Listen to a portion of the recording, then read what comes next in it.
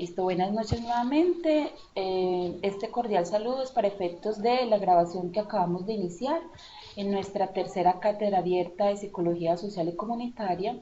Les estoy participando de que acabo de iniciar la grabación del encuentro para efectos de quienes no pudieron participar el día de hoy puedan acceder a la información posteriormente.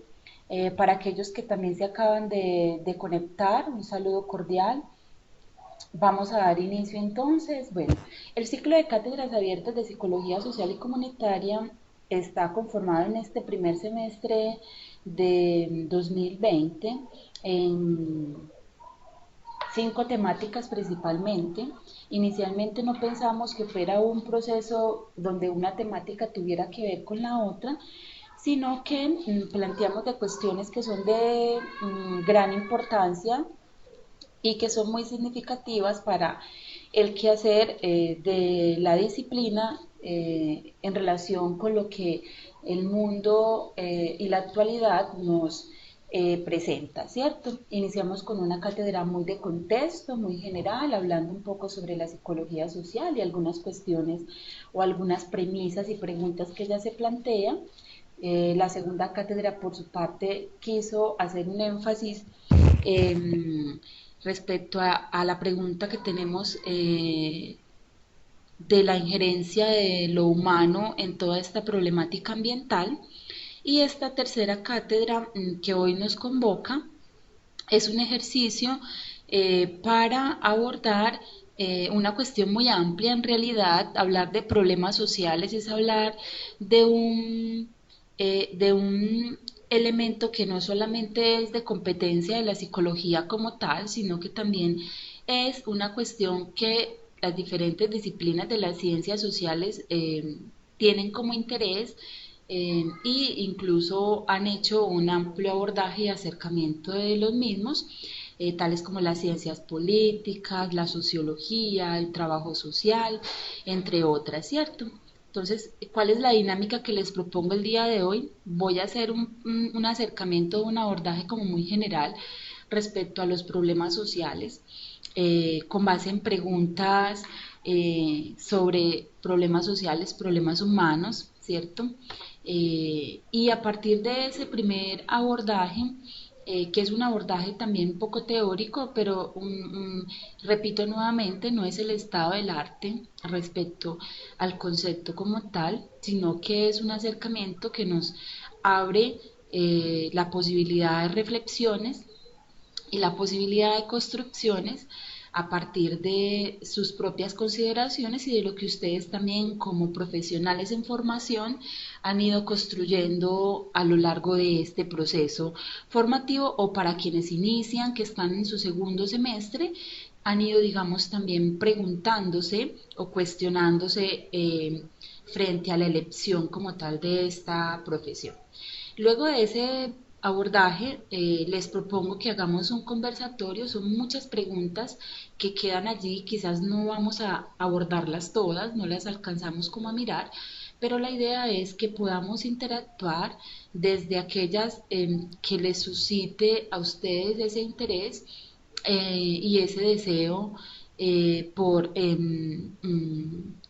mostrar o evidenciar una cosmovisión particular que tengan al respecto, ¿sí? Entonces, como les decía, quizás el título de la cátedra es un poco sugestivo cuando hablamos de problemas sociales contemporáneos, porque de alguna forma esto nos está situando en un lugar y en un tiempo particular, y es la contemporaneidad. Eh, no obstante, durante el transcurso de de la exposición se van a dar cuenta que también la pregunta es si son solamente problemas vigentes, más no es necesario colocarle problemas contemporáneos o modernos o problemas actuales, sino problemas vigentes. Y suscita la pregunta por esos problemas que veíamos en el pasado y que en la actualidad quizás lo que estamos viendo es una mutación de los mismos, ¿sí? Quiero comenzar como con estas dos eh, eh, frases, estas dos reflexiones, que una es de Eduardo Mendoza, un escritor español, y otra es de Eduardo Galeano. La primera nos dice que un problema deja de serlo si no tiene solución. Y la otra nos plantea que la utopía está en el horizonte, camino 2 pasos, ella se aleja 2 pasos y el horizonte se corre 10 pasos más allá. Entonces, ¿para qué sirve la utopía? Para eso, sirve para caminar. Estas dos frases nos abren esa posibilidad de adentrarnos en este, digamos, complejo concepto de la problematización social, en la medida en que al hablar de lo social implica también vincular lo humano, y al vincular lo humano implica pensar un poco también desde la complejidad y desde las dificultades que nos presuponen esa complejidad en relación a generar cambios y a generar transformaciones sociales, ¿sí? Por eso Eduardo Galeano habla de la utopía un poco como esa posibilidad o esa condición de posibilidad para caminar, para trasegar, para no detenernos, para continuar en ese proceso en el que todos hemos decidido participar, ¿sí?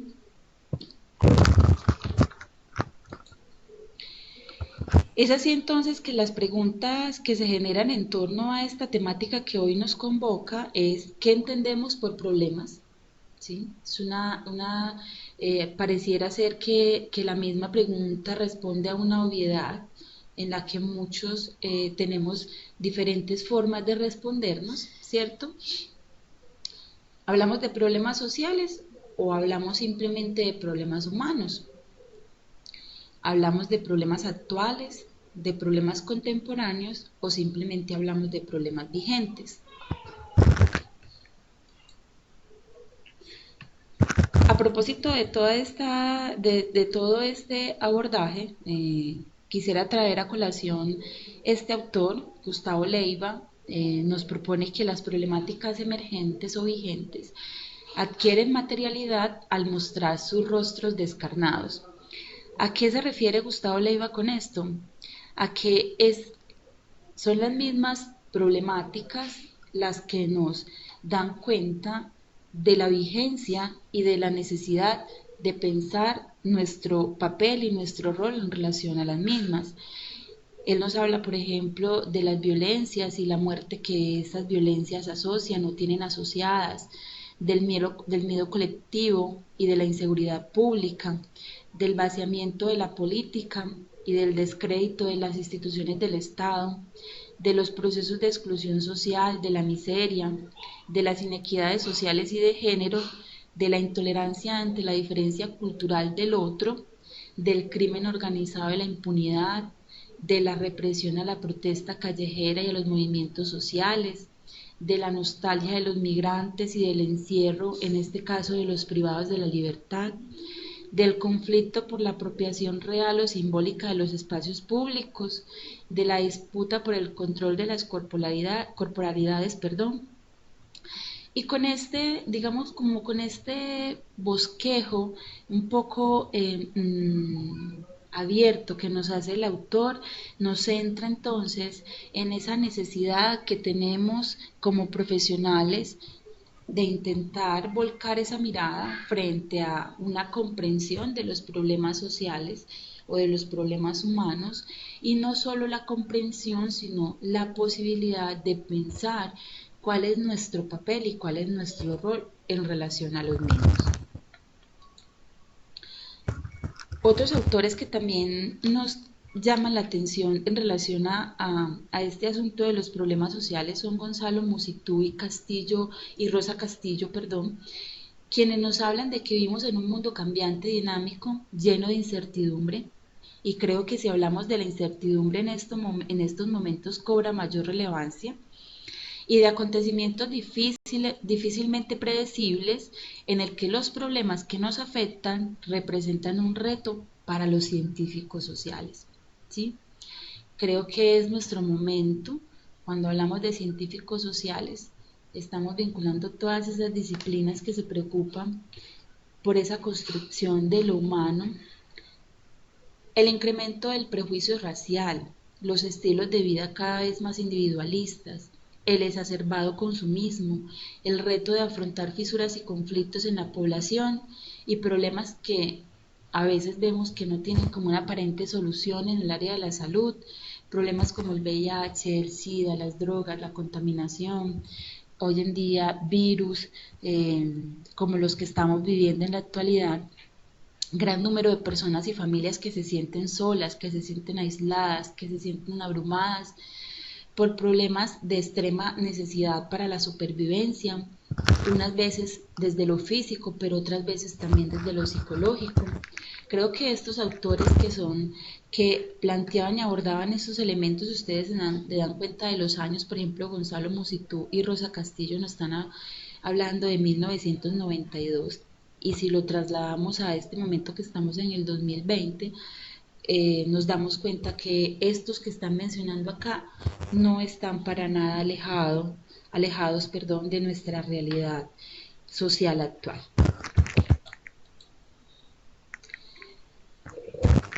Entre las condiciones de vida actuales y los problemas sociales más frecuentes que afectan tanto la salud mental como la calidad de vida, eh, podemos hablar que existen algunos que digamos que han venido persistiendo a lo largo de la historia y que de alguna forma es en la que hemos concentrado nuestros esfuerzos, por ejemplo el consumo de drogas, el consumo de otras sustancias, la delincuencia, la victimización. Colombia, por ejemplo, sabemos que es un país que lleva más de 50 años de conflicto armado interno y que pese a los procesos de paz que se han implementado aún persiste la violencia social como ese problema de mayor consecuencia y efectos a nivel de la población. ¿Sí? También problemas como la violencia familiar, el maltrato infantil, los fracasos escolares y todos aquellos relacionados con la salud mental aún persisten. Creo que este panorama que les estoy mostrando quizás nos pone como en una postura de pensar, bueno, pero ¿qué hemos hecho? ¿Sí? ¿Qué hemos hecho si estamos hablando de un panorama muy atrás que aún persiste? ¿Cuál ha sido como ese rol y ese accionar que hemos asumido los científicos sociales, por llamarlos de alguna manera, mmm, frente a esas transformaciones que nos hemos propuesto desarrollar desde nuestras disciplinas? Otro aspecto que planteaba, por ejemplo, también Musitum, era que en las sociedades o en los países occidentales hay un elemento que ha venido cobrando mayor fuerza y mayor relevancia y es el que tiene que ver con la necesidad de apoyo afectivo y emocional que las sociedades han estado reclamando. Cada vez los problemas están más relacionados con las carencias afectivas y con esa necesidad de sentir el contacto con el otro, de sentir un, una afiliación y una referencia afectiva, cercana, que le permita a las personas sentirse parte de, sentirse vinculadas a algo, ¿cierto? Otro aspecto que también se planteaba allí y es la necesidad de transformaciones políticas y sociales que sean significativas en relación con el bienestar y la calidad de vida. Bueno, ¿cómo vamos hasta acá? ¿Me están escuchando bien? Por favor, me confirman que en estos días la comunicación vía internet ha estado un poquito compleja. Sí, lo escucho muy bien. Ok, bueno, muchas gracias. Perfecto, listo. Bueno, como les decía entonces desde el principio, el concepto como tal de problemas sociales no es propio de la psicología, ¿cierto? Eso tiene que ser muy claro. Eh, para entender y acercarnos un poco como a esa conceptualización, quisiera remitirme a, a una disciplina que es muy cercana a la psicología social y es la sociología, ¿sí? Desde la sociología se han hecho grandes contribuciones, todas estas aplicadas al tema de la comprensión y la solución de los problemas sociales. Por citar algunos autores, podríamos hablar de Epsioni en 1976, de Johnson en 1973, de Rubinstein y Weber en 1995, de Rappaport en 1986, de Sullivan en 1980, y también es claro, ustedes también a lo largo del estudio que han tenido o acercamiento a la disciplina, hemos podido observar que algunos avances no solamente provienen de psicólogos, sino también de otros estudiosos del tema como médicos, filósofos, teólogos, etcétera, ¿cierto? Rubinstein y Weber, por ejemplo, describían a propósito de este acercamiento teórico a los problemas sociales seis enfoques explicativos para abordar los problemas sociales, para entender cómo funcionan y cuál es como esa apuesta por intervenirlos. Estos seis enfoques, algunos cobran, digamos, tienen una vigencia, otros han sido reevaluados y dejados casi que en el olvido. Más adelante vamos a sintetizar estos seis más dos enfoques adicionales que les quiero plantear para tener, digamos, una mirada un poco más amplia frente a estas construcciones teóricas, ¿cierto? Estos enfoques que plantean estos dos autores, uno está determinado por la patología orgánica o la patología social, otro se basa en conceptos de desorganización social, otro retoma el aspecto del conflicto de valores, de la conducta desviada, del etiquetado social y por último dos enfoques que son, digamos, que aún están, digamos, muy actuales, muy presentes, el enfoque de la teoría crítica y del constructivismo social o construccionismo social. Más adelante vemos un poquito acerca de cada uno. ¿Sí? Si bien muchas de estas teorías pues tienen un carácter eminentemente socioestructural, otras como el constructivismo tienen o el etiquetado de conducta desviada tienen un tinte marcadamente psicosocial, ¿cierto? Bueno, ahora en esta comprensión de los problemas sociales y más desde la teoría misma de la psicología social, podríamos decir que hay tres núcleos conceptuales básicos para hacer un abordaje de los mismos y tiene que ver con el concepto de necesidades sociales, problemas y necesidades sociales, el concepto de desarrollo humano, ¿sí? O conceptos afines, desarrollo humano, desarrollo, enfoque de capacidades y demás, y el cambio social, ¿sí?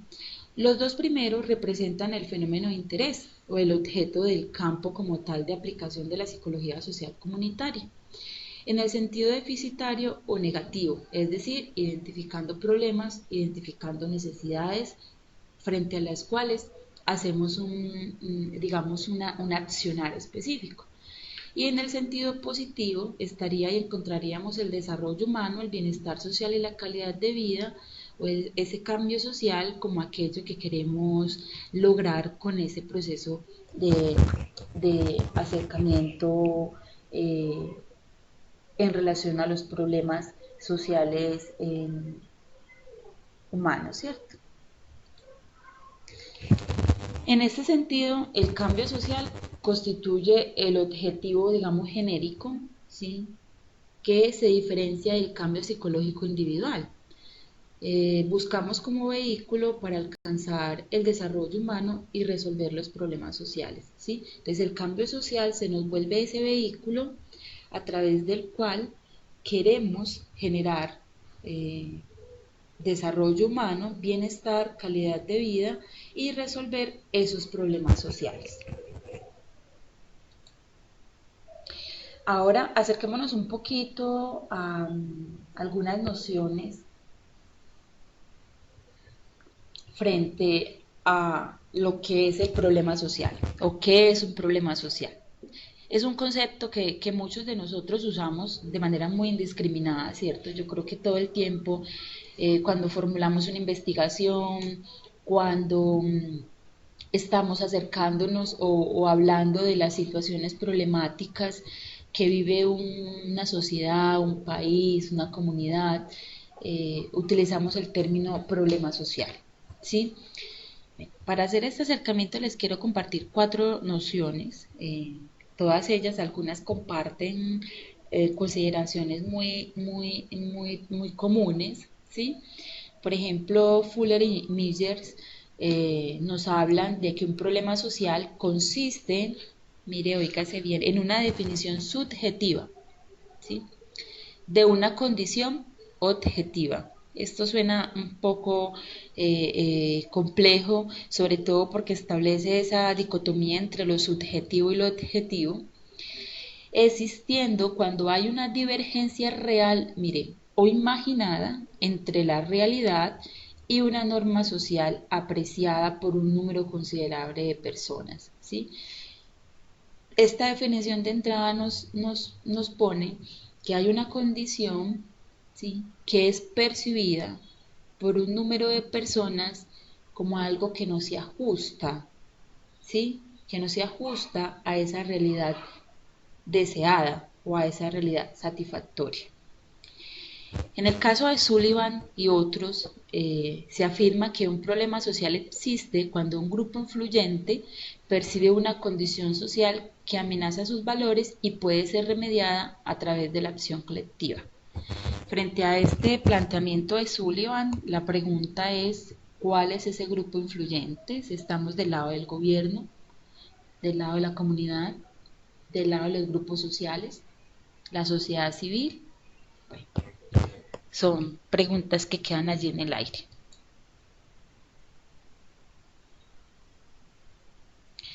Continuando con este acercamiento, tenemos entonces a autores como Merton. En el caso de Merton, el acercamiento ya lo establece en términos de que un problema social existe cuando hay una discrepancia entre las condiciones reales de la vida social y las normas sociales, ¿sí? Es decir, aquello que la gente piensa que debería ser y no es, ¿sí? Para el caso de Rubinton y Weber, un problema social se da cuando se alega la existencia de una situación incompatible con los valores de un número significativo de personas que están de acuerdo en que es necesario actuar para alterar la situación, ¿sí? De entrada, entonces, aquí se van estableciendo diferencias entre problemas personales y cuestiones sociales, aquellas que involucran a grupos sociales, que involucran a colectivos y que pone sobre la mesa aspectos de la realidad social, aspectos de la calidad de vida, aspectos del bienestar, ¿sí? Ese bienestar, entendido también un poco desde las condiciones y los recursos con los que se cuentan. Ese concepto de recursos lo vamos a mirar un poquito más adelante para entender que no es recurso netamente material, sino que son recursos más psicosociales.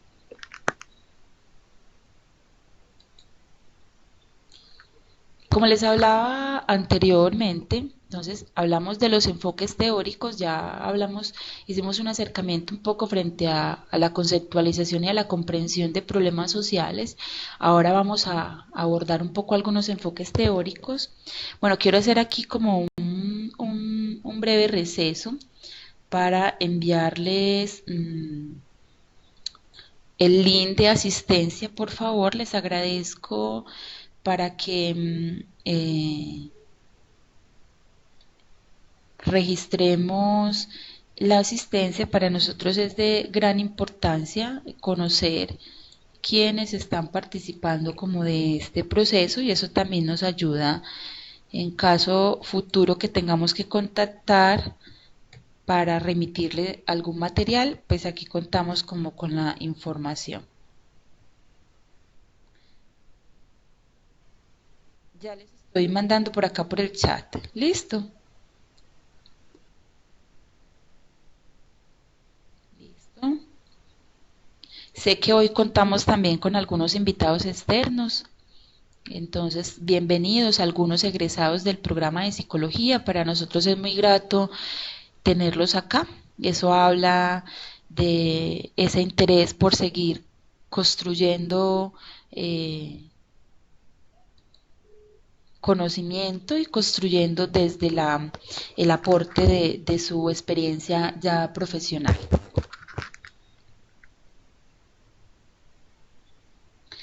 Ok. Bueno, entonces les hablaba de 6 enfoques teóricos en relación con los problemas sociales, ¿cierto? Pero de esos 6 enfoques agregamos 2 más, que es una mirada que nos plantea Rubinton y Weber, 2 enfoques, los 2 últimos, eh, que han cobrado, digamos, una relevancia en la actualidad. El primer enfoque eh, es un enfoque que es cuestionado, ¿sí? Es cuestionado en la medida, ha sido cuestionado más bien, en la medida del énfasis que hace frente a la comprensión de los mismos y por ende frente a las propuestas que se adjudica para intentar resolver los problemas sociales. ¿Sí? Entonces el primer enfoque es el de la patología social o de la patología orgánica. Miren, esto es un enfoque más o menos de los años de 1905-1918, que hacía un énfasis muy centrado en las fallas en los procesos de socialización, en elementos de tipo, digamos, orgánicos, físicos, que generaban desviaciones a nivel de la conducta, a nivel del comportamiento y que estaban ligados a violaciones y expectativas morales, ¿sí? Expectativas morales definidas por quién, ¿sí? Entonces allí era donde se centraba pues un poco el cuestionamiento frente a esta concepción y una propuesta que se hacía para trabajar y modificar estos problemas era la educación o la reeducación y el cambio de valores. Es un poco como algo que llamamos como adoctrinamiento un poco en relación a ese conjunto de expectativas y normas morales. El segundo enfoque es el de la desorganización social, es posterior a este de la patología social que va más o menos hasta los 1935 y este lo que habla es de que hay unas fallas en las reglas sociales, en las instituciones que no cumplen adecuadamente su función socializadora y por ende el interés en la intervención es la reforma de las instituciones sociales, ¿sí? El tercer enfoque es el enfoque de los conflictos de valores o el conflicto de valores que digamos que alcanza su mayor expresión en 1954. Este enfoque de conflicto de valores hace una relación frente a esa comparación entre valores e intereses de grupos sociales, entonces es una elaboración más subjetiva frente a cuáles son esos valores que se deben perseguir o que se deben, digamos, promulgar. Por eso la intervención allí va orientada a la negociación eh, eh, y a la imposición como del más fuerte. El tercer enfoque teórico en relación con los problemas sociales es el de la desviación o disconformidad social. Este enfoque, digamos que se orienta más a entender que los individuos incumplen un rol o unas funciones sociales, ¿sí? Y por ende su apuesta es la resocialización es identificar esos desvíos que se generaron en grupos primarios o funcionales y motivar una igualdad de oportunidades para alcanzar esas metas sociales. El enfoque siguiente es el enfoque del etiquetado social. Digamos que es un proceso donde es un poco vinculado a la patologización, en donde se identifica o se asignan unos rótulos para identificar ciertos comportamientos o conductas, y a partir de allí pues entonces se trabaja desde la modificación de esas conductas, eliminando recompensas en relación con quien asuma una etiqueta específica que vaya en desacuerdo pues como con lo esperado. Los últimos tres enfoques teóricos, el enfoque de conflicto o el enfoque crítico, que digamos que eh, empieza a tener una relevancia fuerte desde el año 1960, es un enfoque orientado a hablar de los problemas sociales como asociados a esas luchas de clases, ¿cierto? A esa desigualdad social. Por ende, una de las apuestas que se tiene al plantear la intervención es la necesidad de un cambio social radical que elimine las desigualdades y que promueva la emancipación. Esto, algunos que de pronto se han acercado a estos conceptos de la psicología de la liberación o de la psicología política, eh, quienes quieran profundizar un poco más frente a este enfoque, los invito como a revisar un poco más esos elementos en donde nos hablan sobre esta necesidad emancipatoria. El otro enfoque es el enfoque de la construcción social o del constructivismo social. Ahí tenemos autores muy representativos. Por ejemplo, hay un autor que ha venido haciendo avances muy grandes como Hergen. Este enfoque del constructivismo social, que parte de 1970 para acá, eh, digamos que establece una orientación frente a una conducta colectiva, ¿sí? Entonces eso implica que haya la necesidad de elaborar subjetivamente esos problemas sociales a partir de una reivindicación también un poco de los movimientos sociales. Entonces habla de reconstruir o de construir el problema social, de volver a reinterpretar y entender el origen de los mismos.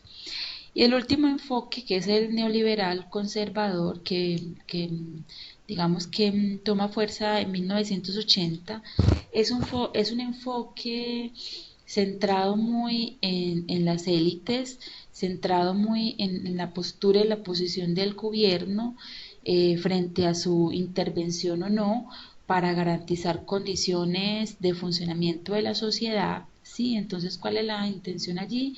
Es no intervenir, es garantizar condiciones de libre competencia e iniciativa privada, establecer unos mínimos para la competencia, pero permitir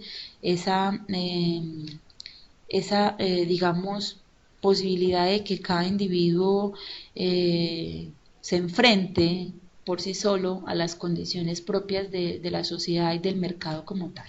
¿Sí? Ok, entonces, miren, esto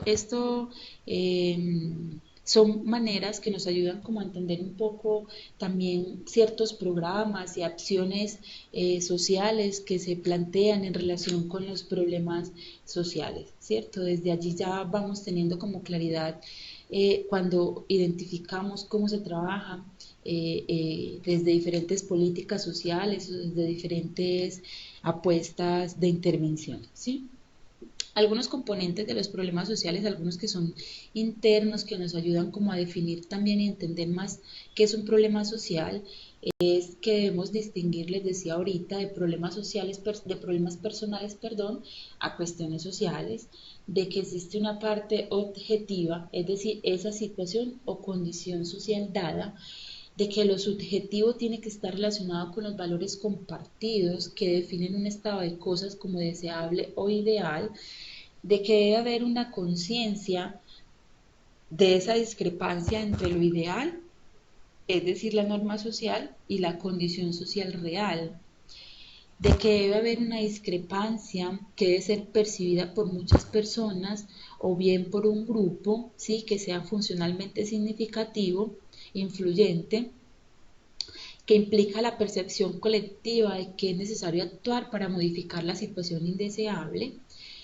que la acción es protagonizadora por colectivos interesados, afectados o no, que existe una disparidad entre los valores y los intereses sociales, una disparidad que también va a estar relacionada con los contextos. El problema de la droga no va a ser igual en una ciudad, en una capital, eh, en una capital, en una zona o una zona rural donde, por ejemplo, existe esta vocación.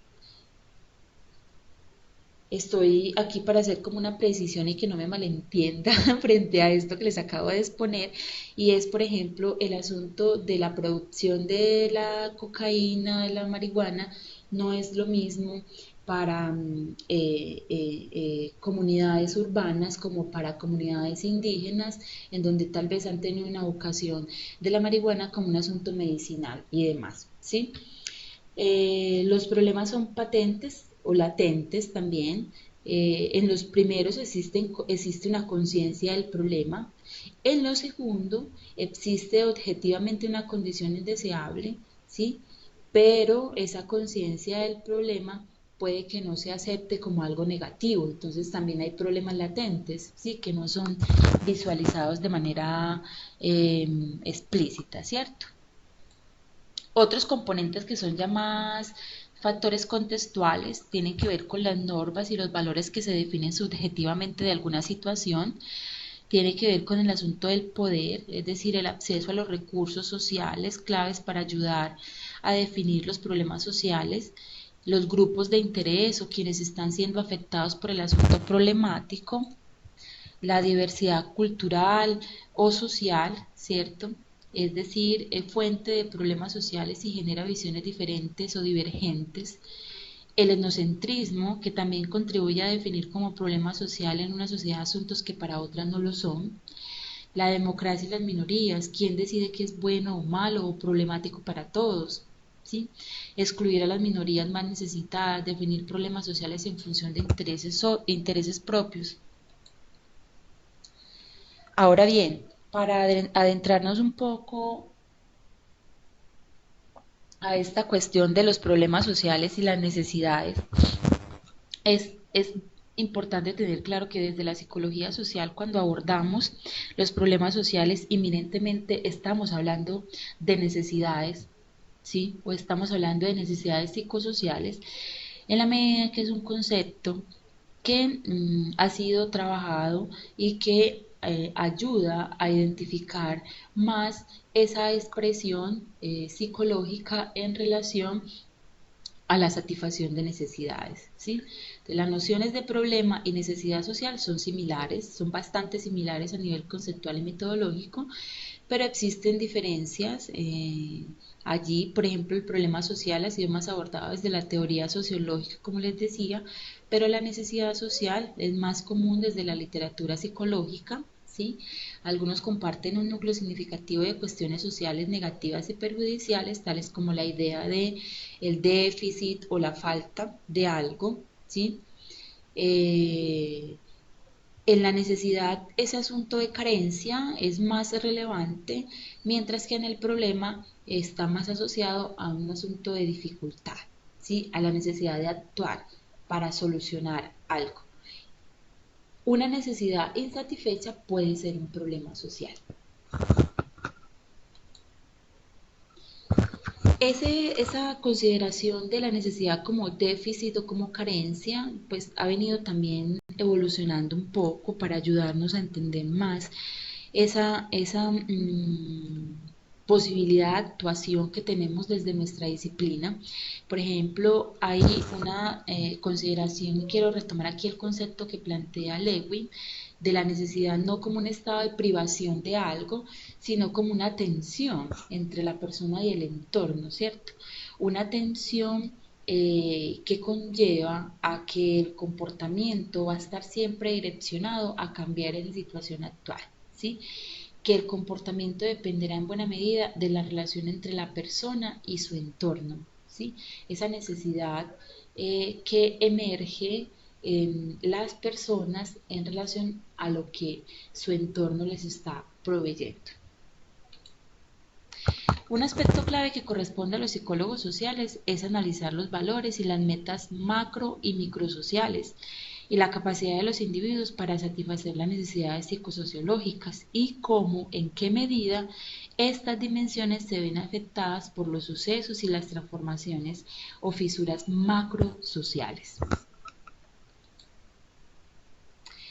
Aquí entonces es importante precisar que una de las preocupaciones esenciales de los teóricos o de la psicología social es determinar cuáles son nuestras necesidades, ¿sí? Cuáles son nuestras motivaciones, valores y actitudes y cuál ha sido el proceso de su conformación y desarrollo.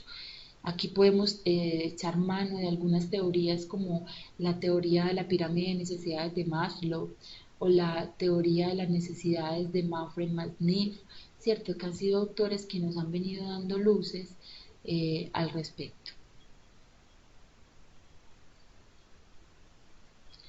Asociado como a ese interés por determinar cuáles son nuestras necesidades, pues obviamente también está el otro interés y es de qué manera o de qué forma las personas pueden satisfacer esas necesidades. Por eso, los avances que ha tenido la teoría de las necesidades humanas es la identificación de los diferentes satisfactores. Aquí les presento un modelo que intenta integrar esa consideración frente a la comprensión de necesidades y problemas sociales, ¿sí? Este modelo aborda tres aspectos fundamentales para definir las necesidades y los problemas. El primero es que hay un criterio subjetivo, el segundo es que hay un criterio objetivo o el juicio de un experto, el tercero es que hay un criterio social, ¿sí? Entonces, subjetivo porque es una percepción de que hay un problema y una necesidad. ¿Y de dónde nace esta percepción? De quien está involucrado o afectado por el problema o la necesidad. El objetivo porque existe una manifestación externa que se puede leer, ¿cierto? Que se puede visualizar, que se puede percibir, que se puede identificar. ¿Y quién identifica esto? Pues un experto, un estudioso, un investigador profesional, etcétera. Y un criterio social que tiene que ver con las consecuencias que generan los problemas o las necesidades, ¿sí? Y ¿quién participa allí? Todos los actores significativos que están de alguna forma involucrados en el mismo, la red relacional, los vecinos, las familias, los compañeros, etcétera. Ahora bien, con todo esto que hemos hablado, frente a los enfoques teóricos, la manera de comprender y entender un problema social, preguntémonos por qué hacer, ¿sí? ¿Cuál es como la preocupación frente al hacer como profesionales o como profesionales en formación que también vamos orientando nuestra acción hacia allá y es cuáles son los elementos que debe contener ese hacer, ¿sí? Voy a retomar aquí entonces tres asuntos que plantea Fuller y Miser y es lo primero conciencia, ¿sí? Es necesario generar, digamos, esa conciencia respecto a qué es lo que amenaza la calidad de vida y las condiciones adecuadas de bienestar. Lo segundo es la determinación. Debe existir una línea de actuación ante situaciones concretas, ante situaciones que, que, que, que existen y se debe plantear la búsqueda de soluciones alternativas o por lo menos debates sobre cuáles son los fines y los medios más pertinentes para llevar alternativas de solución. El otro tercero es la reforma. Debe existir indiscutiblemente, digamos, una preocupación por definir medidas desde lo administrativo que involucren no solamente a quien es el experto, sino también a los interesados, a los que están involucrados en ese problema social. Desde el constructivismo social, que es uno de los enfoques teóricos, se plantean cuatro aspectos a tener en cuenta para solucionar los problemas sociales, y es que se debe definir y se debe crear, identificar cuál es el problema, se debe dar un reconocimiento oficial o legitimar ese problema, se debe identificar que han habido soluciones, pero que eso todavía genera insatisfacción y que ha habido rechazo a esas soluciones y que por lo tanto es un problema que todavía persiste. Bloomer habla por su parte que además de esa emergencia y legitimación debe crearse un plan oficial y una ejecución de ese plan que permita impactar positivamente la modificación o transformación de esas realidades. En línea con recientes tendencias constructivistas, estos procesos llevan implícita la visión de problemas sociales como procesos de reclamación o reivindicación colectiva, ¿cierto? Como una construcción social, eh, como una variante colectiva que va ligada a movimientos sociales que reclaman en este momento ciertas condiciones mínimas o ciertas condiciones a las que también hay que saber hacerles lectura. Ahora, decía al inicio que una de las apuestas o de la mirada en relación con los problemas y las necesidades va en ese enfoque positivo o en esa intencionalidad final que es el desarrollo humano y social, ¿cierto? ¿Qué buscamos entonces cuando identificamos problemas sociales o necesidades? Y es poder trabajar en relación con ellas para llegar a un desarrollo social, a un desarrollo humano y social, un desarrollo que debe contener o que debe darse desde varios asuntos, de generar una salud mental positiva, es decir, activar todos los recursos con los que cuentan las personas, recursos psicológicos, recursos de autoconocimiento, ¿sí? Generar empoderamiento, es decir, dar poder para que se pueda acceder a las diferentes eh, situaciones y condiciones que garantizan una condición mínima de bienestar o una condición de bienestar. Desarrollar y potenciar recursos sociales y capacidades, y el recurso social es el de poder participar, el de poder estar implicado, el de poder pertenecer, el de poder hacer parte de, y capacidades o ampliar capacidades como lo plantea por ejemplo Amartya Sen, es la posibilidad de tener, de acceder a los recursos o a la satisfacción de asuntos tan básicos como la educación, la salud, ¿sí? Que ayuda a que las personas puedan tener un mayor nivel de desarrollo humano. En esta, en esta, en este entramado de la promoción de desarrollo humano local, pues tenemos como vehículo lo que hemos denominado cambio social, ¿cierto? Como una meta intermedia que nos ayuda a resolver problemas sociales y alcanzar ese desarrollo. Entonces, en este sentido, el cambio social, ¿cómo lo entendemos? Como la alteración de la estructura o funcionamiento de un sistema social. Alterar esa estructura o ese funcionamiento, ¿para qué? Para modificar esos, esas normas sociales o esos sistemas normativos que afectan significativamente a la vida y a las relaciones, ¿sí? De sus miembros, de sus individuos o de sus grupos sociales. A diferencia del cambio individual, que se da a través de procesos de psicoterapia o crecimiento personal, el cambio social implica modificaciones de un sistema en su conjunto, ¿sí? Modificaciones de una estructura o de un funcionamiento social, o un funcionamiento que implica abordar y trabajar aspectos de redistribución de poderes, potenciación, generación de recursos, desarrollo de capacidades personales, desarrollo de recursos sociales, ¿Cuáles serían esos principios básicos para el cambio social? Que haya una interdependencia de las partes o de los sistemas de un sistema social, que haya una multiplicidad de efectos, incluso aquellos negativos o indeseados, para poder identificar cuáles son aquellos efectos que se quieren transformar. Que la inercia funcional hacia la autorreproducción de los sistemas sociales pueda empezar a disminuirse. Que la conveniencia de usar un enfoque interactivo o adaptativo del comportamiento esté presente. Que existan recursos personales y sociales que se puedan fomentar y que se puedan redistribuir. Aquí hablamos de un concepto que hemos empezado a usar mucho, tiene que ver con la equidad.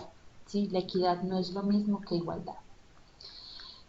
Que debe existir una evolución dinámica de los sistemas sociales para que se defina una intervención y una relación entre el interventor y el colectivo desde la atribución o desde la identificación de esos resultados que se esperan con esa propuesta de cambio social. Desde una perspectiva dinámica, como lo plantea Kurt Lewin, el cambio psicosocial implicaría una descongelación, ¿sí?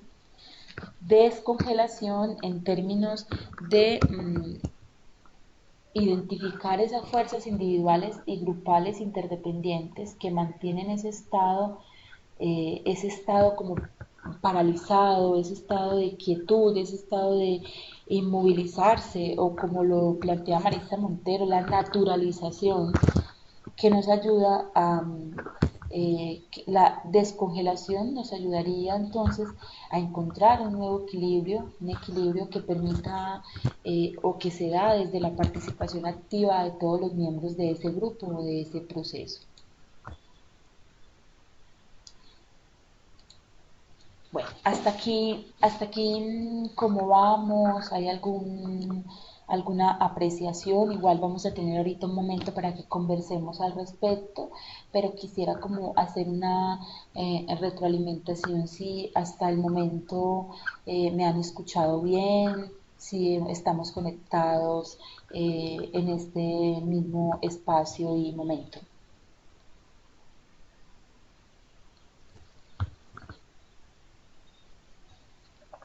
Ok, vamos bien entonces, listo. Yo sé que hasta ahora a veces es un poquito complejo concentrarnos. Listo, gracias Jeffer. Pero lo que viene ahora entonces es esa invitación que yo les hago para que conversemos un poquito, que ustedes también con base en lo que les he planteado podamos hacer algunas construcciones, eh, y estas serían como las preguntas, ¿cierto? Son preguntas un poco inquietantes y que las podemos trasladar a lo que está pasando actualmente en nuestra realidad, ¿sí? ¿Quién es el responsable de definir ciertas cuestiones como problemas? ¿A quién beneficia la existencia de tal o cual problema? ¿Quién habla en nombre de la mayoría? ¿A quiénes representan y a quiénes no los que toman las decisiones? ¿Existen nuevos problemas sociales o solo estamos hablando de una especie de mutación, por decirlo de alguna manera, de problemas ya existentes? ¿Cuál es la relación entre problemas sociales, principios democráticos y mayoría? Si gobierna la mayoría, ¿qué ocurre con el bienestar y la opinión de las minorías y, por tanto, con la justicia distributiva global? Retomando a Sullivan, ¿estaríamos dispuestos a prohibir los programas y las películas violentas en televisión para erradicar su impacto negativo sobre los niños? Debemos intentar solucionar los problemas. ¿Aceptamos los costos de resolver un problema?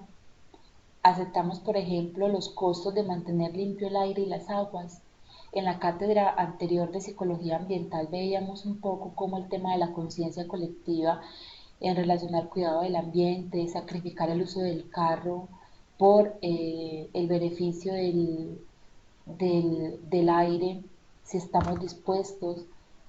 a sacrificar algunos asuntos materiales con los que nos hemos estado acostumbrando para preservar el cuidado o aquellos elementos que servirían a nuestras generaciones. ¿Es realmente un problema social en el sentido de que algún grupo influyente es consciente de tal condición?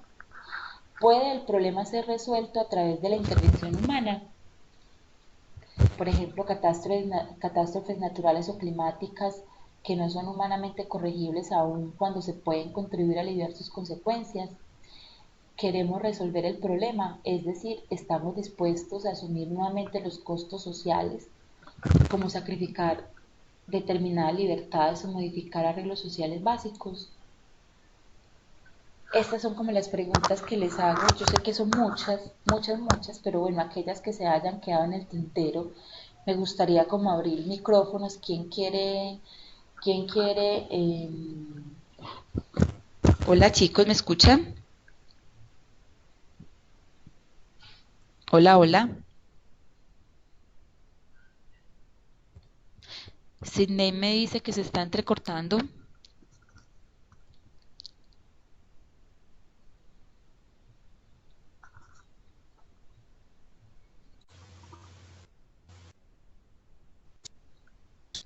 Hola, hola. Ok, voy a devolver la imagen a las preguntas entonces y como les decía ahorita, los invito a que conversemos, a que les doy la palabra, listo, para que conversemos en torno a todas las preguntas que les planteo. Les voy a devolver la imagen y las voy a dejar aquí, listo, para la reflexión. Entonces, ¿quién nos quiere contar? ¿Quién nos quiere hablar al respecto? Puede ser en torno a las preguntas o simplemente comentario que haya suscitado eh, eh, lo que acabamos de abordar.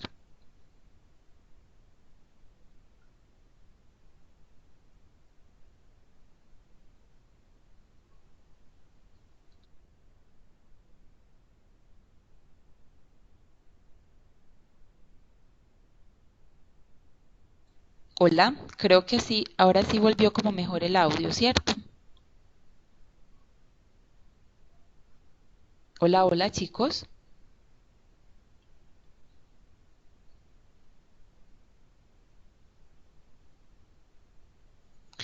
Bueno, les decía que voy a darles la palabra. Quien quiera hacer un aporte, un comentario.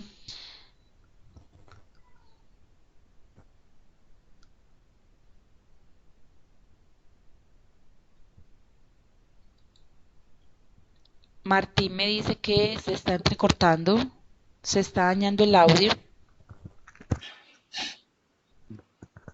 Profe, buenas noches, compañeros, buenas noches. ¿Me escuchan? Y yo te escucho muy bien, Hanna. Sí, Hanna, se Hola. escucha. Bueno, lo que pasa es que a la profe sí se le escucha un poquito como entrecortado, pero sí logramos como, pues logré entender lo de la reflexión. Entonces yo quería aportar algo y es que aprovechando que ayer también fue el Día del Planeta, yo pienso, profe, que esto es algo de concientizarnos, es algo también que tiene que ver con la crianza. Lo digo porque yo en este momento tengo una hija de 6 años y ya ella es consciente de muchas cosas y si ve, ella no soporta ver a alguien que tire una basura al piso porque ella lo recoge. Mamá, están talando los árboles. Mamá, porque en el río, pues acá no hay ríos, hay quebradas. Porque quebrada y eso está mal hecho. Entonces yo pienso que esto es una manera de concientizarnos, que futuras generaciones logremos, no sé, enseñarle a nuestros hijos la importancia que tiene hoy por hoy nuestro planeta.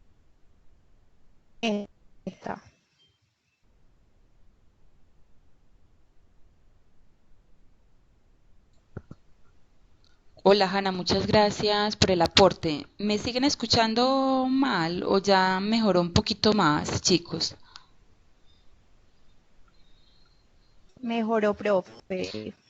Listo, bueno, para que podamos cerrar este encuentro de cátedra abierta, me gustaría escucharlos a ustedes, que ustedes también hablen, cuenten un poco frente a estas preguntas, para luego hacer como un aporte de cierre. Listo, si esta conectividad nos permite, ya que al parecer a esta hora toda la red de Internet se vuelve un poco más compleja. Adelante. ¿Quién más quiere participar? Buenas noches, profe. Buenas noches, compañeros. Buenas noches, Eh, Alfonso. Me parece muy interesante el tema que se ha abordado. Hay cosas nuevas e interesantes. Me acordaba mucho de la materia del semestre pasado que la vimos con usted, de psicología social. Pero hay cosas pues novedosas para mí. Y pues tan interesantes estas preguntas de la reflexión. Pues, ¿quién se hace responsable de definir las ciertas cuestiones como problemas? ¿Quién se pone en la posición del que está más vulnerable, del pobre o del indígena? Y yo creo que las personas que trabajamos en la cuestión social, pues tenemos que impregnarnos de este conocimiento y de valentía para que en algún momento dado poder ser como esa voz de las personas que sufren, promoviendo pues la conciencia en la sociedad misma.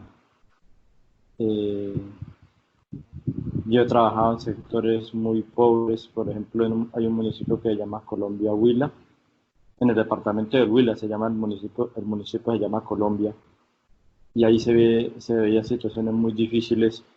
Eh, Fue un municipio muy golpeado por la guerrilla y abandonado por el Estado, y persistían problemas sociales como la pobreza y el mismo abandono estatal. Eh, entonces es una cuestión que, que lo hace cuestionar a uno bastante. Ahora, desde lo teórico me llama la atención que las referencias están como hasta los años 80, creo, ¿no? No ha habido como así, como estudiosos más representativos de los últimos años, ¿no? Son como los dos aportes que quería Es hacer. cierto, El Alfonso. primero como de reflexión, de que creo que vuelvo y repito, haciendo como una síntesis, ¿no? Creo que se requeriría conocimiento y valentía en el poder decir y buscar medios de informar y de tratar de hacer conciencia en las personas. Gracias. Muchas gracias, Alfonso. Sí, efectivamente los últimos desarrollos están más o menos en los años 80, pero a esos han venido también aportándole otros elementos, sobre todo en el constructivismo social. Hoy en día también se habla del enfoque de la ecología, pero bueno, son elementos pues que se han venido allí como ampliando. Muchas gracias, Alfonso, como por ese aporte.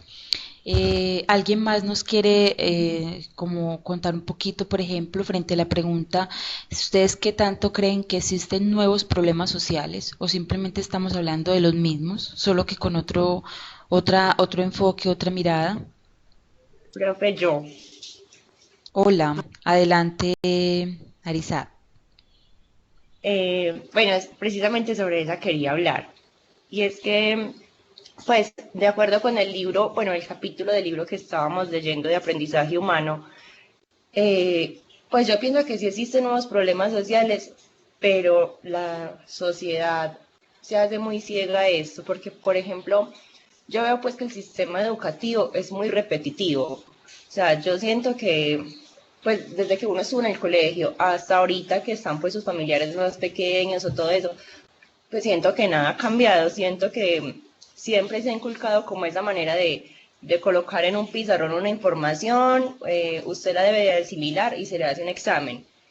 Y yo pienso que hay que tener en cuenta que el mundo cambia, las masas cambian y que siempre se vienen nuevas cosas. Entonces, pues yo pienso que se debería implementar como ese trabajo, pues ese trabajo más personal, porque lo que se ha venido presentando de tantos índices altos de suicidio, de depresión, de ansiedad, de todo ese tipo de cosas y de trastornos que afectan a los niños, a los jóvenes. Entonces, o sea, yo pienso que estamos muy quedados en eso. Entonces, o sea, existen nuevos problemas sociales, pero nos estamos quedando ciegos y siempre vamos a lo mismo, que el conflicto armado, o que el hambre de la Guajira, o que la falta de agua en ciertos municipios. Entonces, o sea, estamos viendo nuevas cosas, pero nos estamos quedando en lo mismo. Entonces, cuando usted decía lo de igualdad y equidad, eh, pues pienso que muchos siguen confundiendo esas dos palabras y les están viendo como sinónimos cuando en realidad son totalmente diferentes. Y pues pienso que sí hay que cambiar un poquito esa mentalidad porque los problemas se van a seguir viendo y van a seguir existiendo si seguimos con lo mismo, pues como con ese mismo eh, concepto de educación tan arcaico y tan quedado. Entonces, eso es lo que quería decir. Muchas gracias, Arizat. Claro, y creo que ahí, ¿sí me escuchan bien? Tengo que Sí, preguntarles porque a esta hora como que se vuelve muy difícil la conectividad. Lo que Arizat plantea es muy relevante, sobre todo porque en esas discusiones frente a igualdad y equidad, es que, hola, bien, listo. En esas discusiones entre equidad e igualdad es en donde hemos puesto también sobre la palestra algunos aspectos que tienen que ver con el tema de igualdad de condiciones en relación con el acceso a recursos o equidad en relación al acceso a recursos. El asunto es equidad de género o igualdad de género, ¿sí? Esas dos consideraciones que se han venido planteando eh, hace, por ejemplo, que el concepto de igualdad nos pongan sobre la base de algo inalcanzable, porque dos cosas no son iguales, el hombre y la mujer no son iguales, cada uno tiene particularidades y condiciones muy específicas, pero cuando se habla de equidad se habla de una condición en donde todos pueden acceder con los mismos recursos, con las mismas condiciones a ciertos elementos, en donde todos estamos puestos allí con las mismas capacidades para poder afrontar y hacer parte. No es lo mismo vivir una cuarentena cuando tienes todas las condiciones posibles a vivir una cuarentena cuando no tienes ni trabajo estable, ni una vivienda propia, ni el acceso a salud, perdón, ni el acceso a una educación eh, clara, que no tienes que pagar, que es gratuita, que también está siendo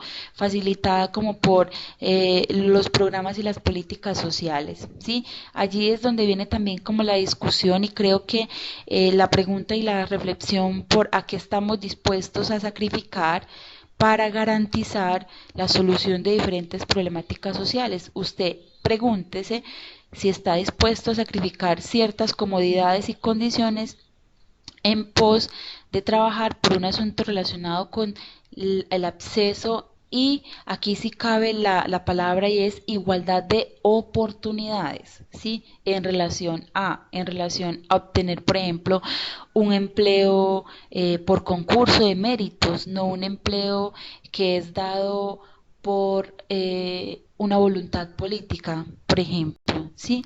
Bueno, entonces creo que son cuestiones que aún nos van llevando a más y más y más preguntas. Por aquí en el chat hay un comentario que quisiera como leerles. Nos los plantea Alejandra y dice un trabajo más dinámico y creativo, profundizar más en los valores para nuestros chiquitos, pero también el volumen de alumnos no permite un trabajo más personal. Exacto, cuando hablamos en lo que plantea Arizat frente a la educación como tal, ¿cierto? ¿Alguien más quiere hacer su aporte?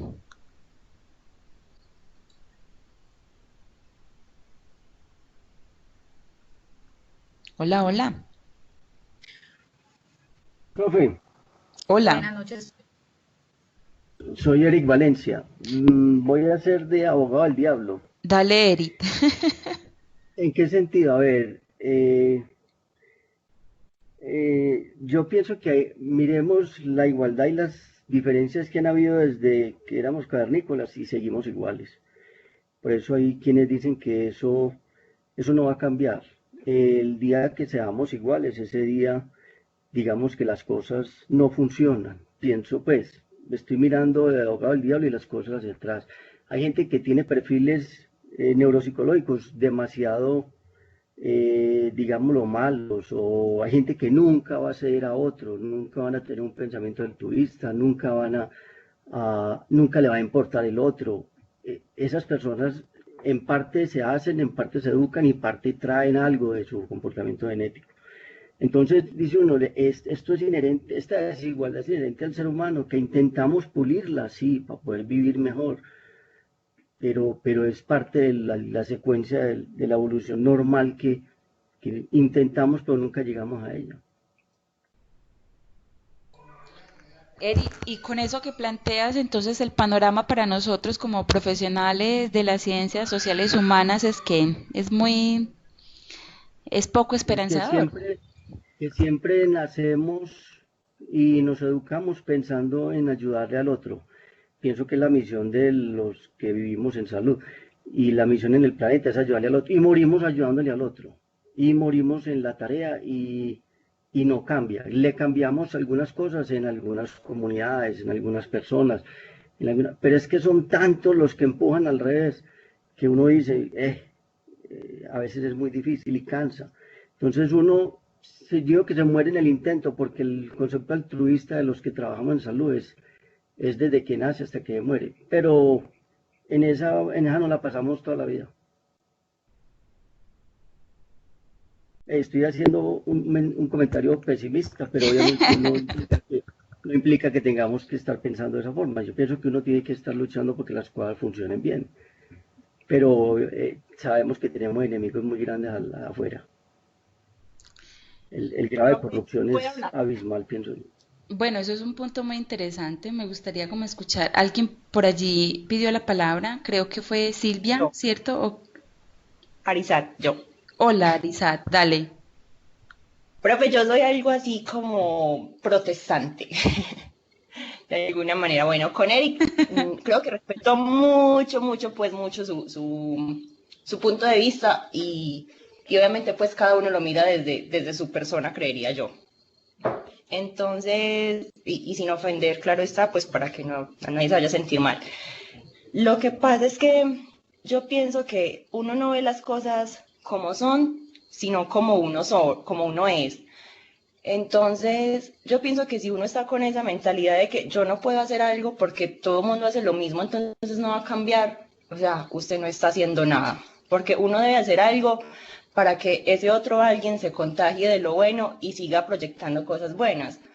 Entonces, o sea, si yo le digo a mi hijo, no tires las basuras porque vas a contaminar el río, entonces él me contesta, no, lo que pasa es que todo el mundo la tira, no, ¿cómo así? O sea, yo antes tengo que contagiarlo a él para que vaya y le diga a su amiguito que no tire las basuras y su amiguito al otro y así sucesivamente, sin estar pensando es que, no, es que nadie hace nada, no. Yo pienso que las cosas empiezan a cambiar desde que uno cambia. Entonces, y yo pienso que nosotros en esta labor o en esta profesión desde lo social que estamos por el bien del otro, sí debiéramos de cambiar un poquito esa perspectiva porque entonces, ¿qué es el trabajo de nosotros? O sea, entonces, ¿qué estamos haciendo? Lo de nosotros no tiene valor. Entonces, sí hay que ser un poquito más sensibles en eso y tener en cuenta que nosotros estamos es para eso, para acompañar y solucionar todas esos inconvenientes. Entonces, pues le ofrezco disculpas a Eric si de pronto lo ofendo de alguna Yo manera, creo no sé, que, yo pero creo que, yo creo que todos necesito un espacio porque yo entiendo que la posición del diablo es dura, pero yo soy médico y llevo 50 años, llevo 30, 20 años de subespecialista. Yo sigo luchando y yo pienso que voy a morir en el intento y sigo haciendo lo que hay que hacer por toda la gente. Pero igual estudio psicología porque me parece muy interesante y yo creo que hay que buscar múltiples herramientas para ayudarle a la gente. Sino que uno ve tanta gente en contra que uno dice, Uno se mata y se hace matar por el paciente, pero terminamos muriendo nosotros. Yo creo que no, la compañera tiene razón, o sea, uno tiene que ser optimista en la lucha y no puede parar. Y la educación tiene que ser, como dice Hanna, la educación tiene que ser adecuada, pero en el fondo tenemos mucha gente corrupta que no ayudan. Pero bueno, pues para eso es que estamos en esto, para seguir luchando, ¿no? Pero yo pienso que uno hace las cosas desde su personal y no desde mirar al otro. O sea, yo no tengo que mirar el otro qué tan corrupto es. Yo tengo que mirar es qué tan Sí, bueno lo estoy haciendo yo. sí, O uno sea, lo tiene que hacer, qué cumplir es su el bien que yo misión. estoy aportando. Porque, o sea, si yo realmente estoy haciendo algo para que el otro deje de ser corrupto, pues, o sea, yo no estoy haciendo algo por mí, sino por el No, otro. Pero en realidad yo lo estoy lo haciendo tiene es que hacer, como mirando por la ventana. Entonces, no, yo tengo que uno lo salir tiene y que hacer hacer a lo que habla. independiente del otro. Sí, estoy de acuerdo. Bueno, miren, eso Buenas es noches. una... Hola, ya te voy a dar Yo la hago un palabra, aporte. Silvia. Ya te voy a Gracias. dar la palabra. Voy a redondear aquí algo que plantea Arizat y Eric y luego para que tú también complementes. ¿Listo? ¿Te parece? Mire, yo creo que es algo muy interesante la discusión que se ha dado entre ustedes dos, sobre todo porque son dos posturas válidas, ¿cierto? En la medida en que están aterrizadas desde la propia realidad y cosmovisión que cada uno tiene. No obstante, pues también hay preguntas frente a lo que hacemos y creo que está muy de la mano del enfoque, ¿cierto? ¿Cuál es el enfoque que estamos usando para comprender lo humano, para comprender las posibilidades que tiene lo humano, para comprender las posibilidades que tenemos de transformar esas condiciones que afectan, esas condiciones que nos implican, esas condiciones que nos tienen que llevar a una nueva, si podría decirse, subjetividad en relación a lo colectivo, a la conciencia colectiva. Eric dice que hay personas que nacen o que tienen ya una condición particular que no les permitiría pues como hacer transformaciones y bueno yo diría que el cuestionamiento va un poco más allá y es por la comprensión más de lo que hacemos en los diferentes microsistemas, empezando por aspectos como la familia, el colegio, pequeñas acciones con las que estamos de alguna forma instaurando dinámicas o generando ciertas posturas frente a determinado asunto como la corrupción, asunto como el cuidado del entorno, cosas tan básicas como por ejemplo lo que ocurre ahorita con el tema del aislamiento y es si usted sabiendo que tiene cómo sostenerse durante este tiempo, está recibiendo ayudas, está dejando de pagar facturas, está dejando de pagar préstamos, eso es cuestionarse a nivel individual, cuál es el rol que usted también asume en ese proceso de la corrupción. ¿Sí? No tenemos que ir muy lejos para poder identificar esas formas de ser y esos patrones también individuales que no contribuyen a estos otros procesos. Y como digo, es un cambio de enfoque frente a la manera como estamos trabajando, cómo estamos interviniendo, cómo definimos políticas sociales, cómo definimos programas, cómo nos involucramos en todo eso, porque también a veces como profesionales pensamos que nuestro rol es solamente en la comunidad y no en hacer parte de la formulación de esos programas y esas políticas que ayudan a tener una visión diferente de cómo se debe trabajar con las personas. Entonces, bueno, con esto le quiero dar la palabra a Silvia. Adelante, Silvia, cuéntanos. Gracias, profe. Lo que pasa, o sea, yo quiero dar un aporte con respecto a lo que dice Eri, la compañerita, y con ambos estoy de acuerdo. ¿Por qué, profe? Porque lo que dice Eri, o sea, lo que entiendo yo es que a él le duele. de que el país esté como esté por los grandes corruptos, cuando uno de pronto ha tenido la oportunidad de ver esas necesidades tan grandes de aquellas personas tan vulnerables y que son abandonadas por el Estado. Y él más que nadie de pronto en su recorrido como médico ha visto todo esto por diferentes partes donde él haya pasado. Y mire que la otra compañerita dice, no estoy de acuerdo porque no puedo crear como ese resentimiento y yo tratar y pensar que existen personas buenas y que porque otro actúa mal no hay nadie bueno. Entonces, dice, pues que vivimos y en Colombia muchas veces nos comparamos con otros países y decimos nosotros somos un país pobre. Si poniendo pues un ejemplo en la situación que estamos viviendo actual, esta pandemia que nos agobia al mundo entero y países más subdesarrollados están como están, que será de nosotros de Colombia, que en salud estamos tan mal. ¿Y por qué estamos tan mal? Porque los grandes gobernantes manejan mal aquellos recursos. Entonces son posiciones diferentes, pero para mí muy importantes las dos, porque las dos nos dejan grandes enseñanzas. Ese era mi aporte, profe. Muchas gracias, Silvia. Bueno, y miren que ha sido una discusión que si bien parte del enfoque de lo teórico, ¿sí? También nos lleva a preguntarnos por nuestra individualidad, ¿sí? Por nuestra condición humana, ¿sí? En un conversatorio que estuve hace poquito, una de las ponentes decía algo que me pareció muy bonito y es que para superar estas condiciones tenemos que pensar en un aspecto que se llama la humanización. ¿Sí? Ella hablaba de la humanización como ese primer paso para volver a lo básico, para volver a lo esencial, para volver a reencontrarnos.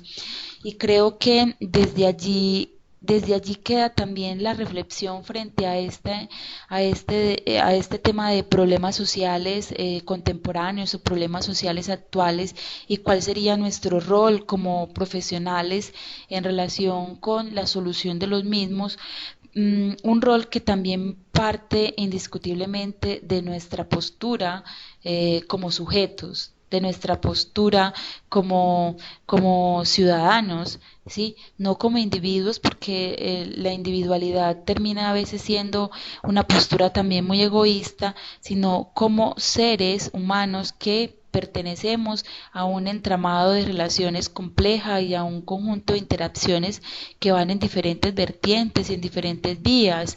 Entonces es un llamado a pensar también desde la postura ética esa respuesta que damos eh, eh, a los diferentes problemas que afrontamos como sociedad, ¿sí? Entonces, los enfoques teóricos, miren, que nos mostraba, nos iluminan para escoger una postura frente a cómo comprendemos. Los invito a que los profundicen. Lo que trabajamos aquí quizás fue un bosquejo general de los mismos para que a partir de ahí ustedes también puedan ir construyendo como sus propios horizontes. Bueno, Jonathan nos dice, creo que las personas se adaptan a su entorno y cultura en un ciclo de beneficio. Para los banqueros su idea no es cambiar el mundo, es hacer dinero. Eso es una lógica, exacto, es una de las lógicas que asumen algunas personas, ¿sí? Gregory Sánchez dice, somos personas carentes de disciplina, egoístas. Bueno, eso puede ser también uno de los elementos de la condición humana, pero podríamos no generalizar. Recordemos también que el determinismo psicológico no aplica para ciertas condiciones humanas en donde hemos sido testigos de asuntos que se salen como de ese esquema al que estamos como acostumbrados a observar, ¿sí? ¿Quién nos quiere hacer algún otro aporte o comentario o reflexión?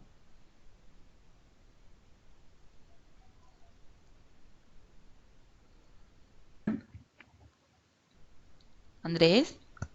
Sí, hola. No, pues nada, solo quería decir que, pues muchas gracias por la presentación. La verdad me parece súper entretenida este tipo de conversaciones y pues un poco también como para aportar mi perspectiva desde, pues, de esta conversación sobre las formas en las que se tienen que tomar, digamos, estas disciplinas o cuál es la perspectiva que deberíamos tener.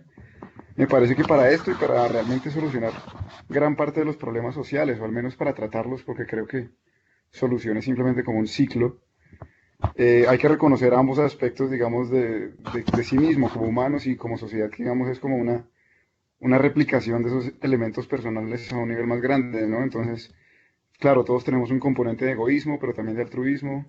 Todos quisiéramos ver las cuestiones de la forma más optimista, pero también es posible, pues, desalentarse al ver unas realidades. Entonces, yo creo que es importante como aceptar esto en nosotros, que tenemos estas partes tanto positivas o negativas o como se quieran llamar, y asimismo reconocerlas en cualquier contexto social, ¿no? Y de ese modo, pues, si vamos a diseñar algunas instituciones o intervenciones para que, pues, para que se mejore de alguna forma la situación de algún grupo de personas, digamos, pobreza urbana o desplazados, pues tenemos que tener en cuenta que esos aspectos tanto positivos como negativos que tienen las personas, que también pueden ser un poco egoístas, que pueden ser un poco ambiciosas, y en base a ese tema plantear nuestras soluciones, no solamente mirando desde la parte optimista y esperando que todo el mundo haga lo mejor y que actúe en el beneficio del otro, porque pues hemos visto que no necesariamente es el caso, ¿no? Entonces, yo creo que siendo consciente de esa dualidad humana es posible desarrollar instituciones y formas de educación que son un poquito más razonables y más ajustadas a, digamos, a ese objetivo que tenemos como humanos, pues muchos, que es, bueno, evitar el dolor, aumentar el placer físico, emocional, espiritual y tratar de hacer el menor daño y el mayor bienestar posible para los demás, ¿no? Muchas gracias, Andrés. Creo que retomas una palabra muy clave que tiene que ver con desarrollar instituciones. Eso implica generar capacidades, ¿cierto? Capacidades para atender las diferentes situaciones desde intervenciones que sean potencializadoras, intervenciones que generen recursos psicosociales, intervenciones que no generen daño. Aquí hay dos cosas que quiero retomar que plantean en el chat que me parece muy interesante. Marina, por ejemplo, dice, ¿qué hace la psicología social desde lo gubernamental en la actual crisis social? Eso es una pregunta muy interesante, Marina, y quizás te confieso que en este momento de esta crisis actual, creo que la psicología social tiene un rol muy amplio y es más desde la intervención como tal ahorita, es desde la posibilidad de poder comprender las dinámicas sociales y los diferentes problemas sociales que esta crisis está generando o va a dejar, ¿sí? Y a partir de allí ayudar a construir políticas y programas que tengan un enfoque preventivo, perdón, un enfoque preventivo que, que, que, que potencie, ¿sí? las posibilidades de las personas para resolver sus situaciones de inequidad. Yo creo que si algo está dejando ver esta crisis actual es la desigualdad social, la desigualdad, la inequidad, sí, las grandes dificultades que tiene la población para afrontar el acceso a condiciones básicas como la alimentación, por ejemplo. Entonces uno tendría que preguntarse frente a lo que ocurre. Yo creo que esto es una pregunta un poco fuerte y algunos por allá tendrían muchos argumentos y es si el Estado ha fallado. Pues ojo, no es el Estado fallido del que se discutía hace unos meses entre Maduro y el presidente, no quiero irme a esa discusión política, sino el Estado ha fallado desde sus programas sociales, ¿sí? Desde la orientación que le ha dado a la política de desarrollo económico, ¿sí? Eh, no podemos desconocer que somos una economía circular, que dependemos unos de los otros, pero la pregunta que deberían hacerse los gobiernos a partir de ahora es cómo pensar un nuevo gobierno que genere mayor sostenibilidad en las personas y que las personas puedan afrontar estas situaciones de crisis de una manera que no menoscabe su condición humana, ¿sí?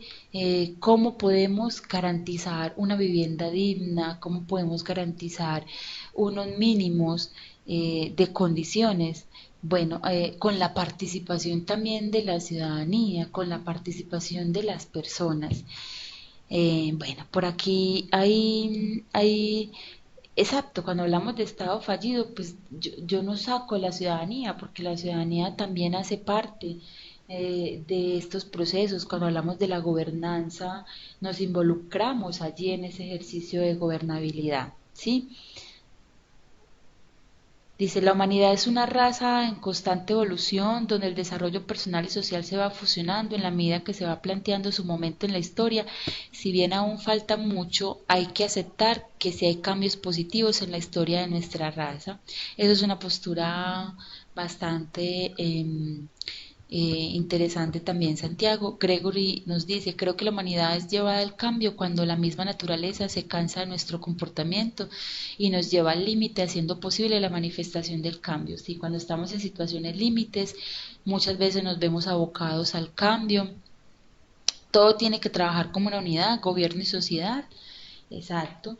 Y allí donde dice Marina que hace la psicología social, es qué estamos haciendo para empoderar las comunidades, para garantizar que las comunidades puedan apropiarse de ese ejercicio de gobernanza y que las comunidades también entiendan su rol como sociedad civil en ese proceso de gobernar y en ese proceso de mejorar sus sistemas políticos. Hay una premisa que se plantea y es que a mayor organización popular fuerte, mayor organización de los sistemas políticos. Entonces allí puede haber una luz para el ejercicio como tal de la psicología social comunitaria. El mundo y el desarrollo de la sociedad está enviándonos a un repensamiento de la vida entre todos. Solo podríamos volver a vivir es compartiendo cada alimento y recurso para todos. Sin embargo, ¿lo podrían hacer un grupo social con el volumen de población? Es una pregunta que se hace Eric. ¿Debemos morir muchos para que esto vuelva a iniciarse? Bueno, una posición, Eric, si te gusta ese tema, podrías revisar lo que planteaba Gustave Le Bon con el asunto del determinismo geográfico. Creo que él habla un poco sobre eso, pero creo que hemos avanzado más allá en términos de esos determinismos geográficos y poder entender otras posibilidades de organización que nos ayudarían y nos llevarían a pensar en la coexistencia de todos a pesar de la carencia y de las dificultades. Bueno, chicos, en varios chats les he compartido la grabación de las cátedras anteriores. Espero que hayan podido como copiar los enlaces. Les mandé inicialmente la cátedra de psicología ambiental y posterior la primera cátedra sobre la aproximación a la psicología social. Adicional también les he compartido la asistencia para que por favor no olviden hacer el registro. Recuerden que para nosotros es muy importante conocer quienes nos acompañaron en este espacio. Bueno, ya son las 9:41, se nos alargó un poquito más este espacio de conversación. Les agradezco mucho la participación de todos ustedes. Sé que es un ejercicio que nos lleva más a la reflexión. Sobre todo porque lo estamos acercando mucho a lo que nos está ocurriendo en la actualidad, y con esto quisiera como hacerles una antesala y un abrebocas para nuestra cuarta cátedra abierta, que está relacionada precisamente con eso, las organizaciones de la sociedad civil, cuáles son esos desafíos y esos retos que tienen las organizaciones sociales frente a estas nuevas situaciones sociales. Entonces, quienes quieran conocer un poco más sobre el tema de las organizaciones sociales y sus buenas prácticas o desafíos frente a problemas como los que genera el COVID, los invito el 15 de mayo por este mismo enlace a las 7 de la noche. Este día nos va a acompañar el director ejecutivo de la Federación Antioqueña de ONGs. Él es magíster en gerencia de empresas sociales y lleva pues digamos una amplia trayectoria trabajando con las organizaciones del sector social o el tercer sector, como se llama. Entonces, bueno, chicos, muchas gracias, una feliz noche a los que se quedaron hasta el final. Feliz noche para todos ustedes. El 15 de mayo puntual. Exacto, Jeffer. Que descansen. Gracias.